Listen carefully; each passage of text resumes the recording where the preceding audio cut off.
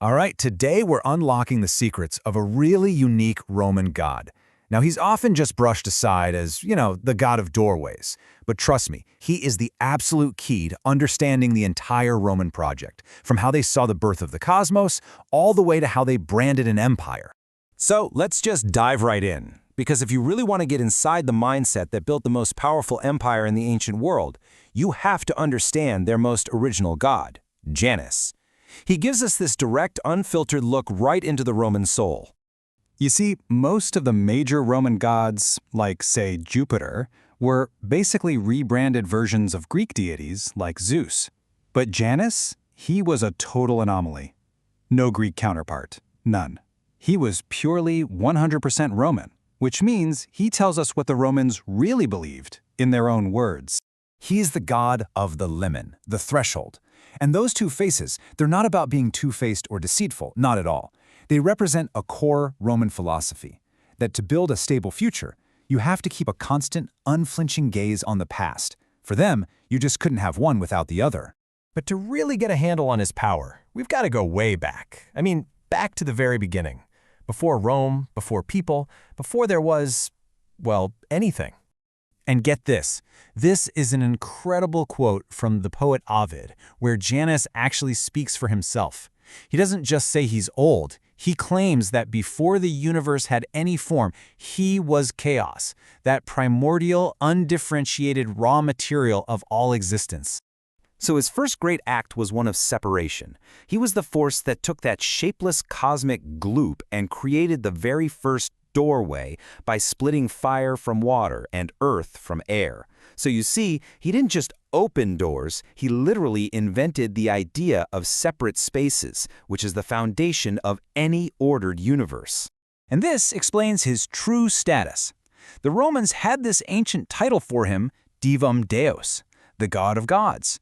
Now that didn't mean he was the king, like Jupiter. It meant he had procedural priority. He was the ultimate gatekeeper. So here's the crucial point. Even Jupiter, the king of the gods, had to pass through Janus's gate to do anything in the world. And that tells you something fundamental about the Roman mind. They believed that following the correct procedure was actually more important than raw power. For them, order isn't just natural. It's something you have to deliberately construct and protect, right from the very beginning. Okay, so let's see how this abstract cosmic god gets brought down to Earth to become the mythical architect of Roman civilization itself. In a parallel story, Janus wasn't just some cosmic force. He was the very first king of Latium, the part of Italy where Rome would eventually be founded.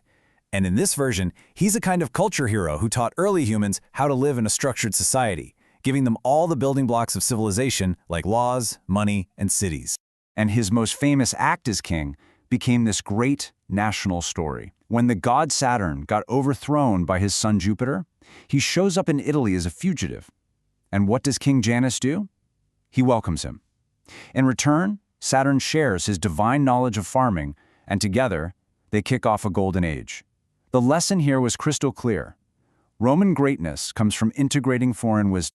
And as a thank you gift, Saturn gave Janus the ability to see both the past and the future.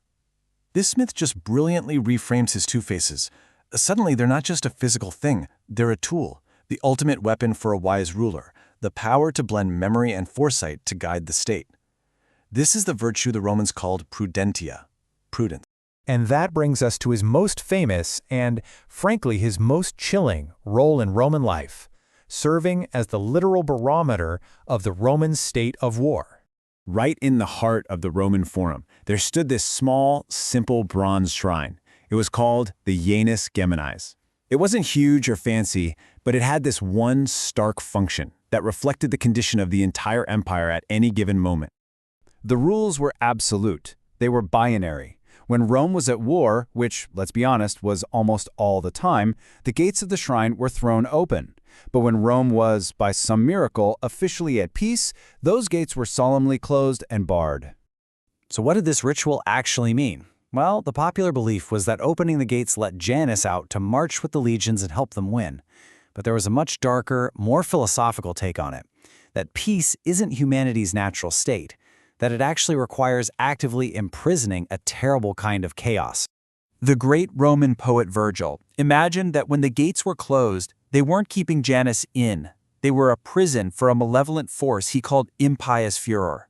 This was the mindless, bloody rage of civil war, a monster that always threatened to tear Rome apart from the inside.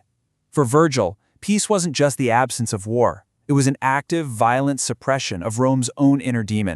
Now, this incredibly powerful symbol of war and peace became the perfect tool for Rome's first emperor, Augustus, to legitimize his new, and let's face it, highly controversial regime.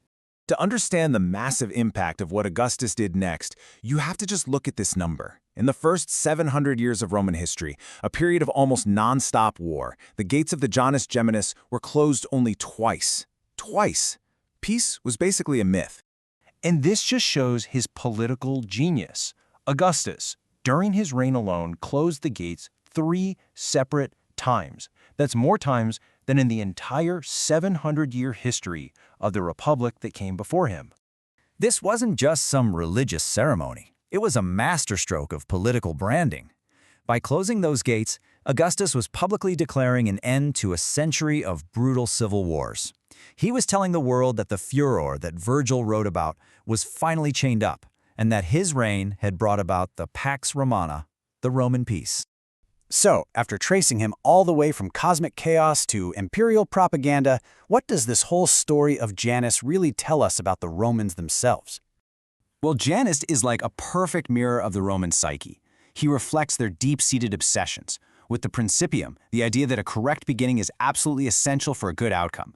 With the sanctity of boundaries and thresholds. And above all, with the constant, difficult work of forcing order onto a chaotic world.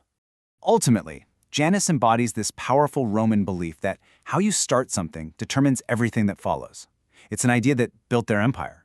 And, it kind of leaves us with a question. What are our modern gates of Janus? What beginnings do we ritualize, hoping to lock in a better future and keep our own demons at bay?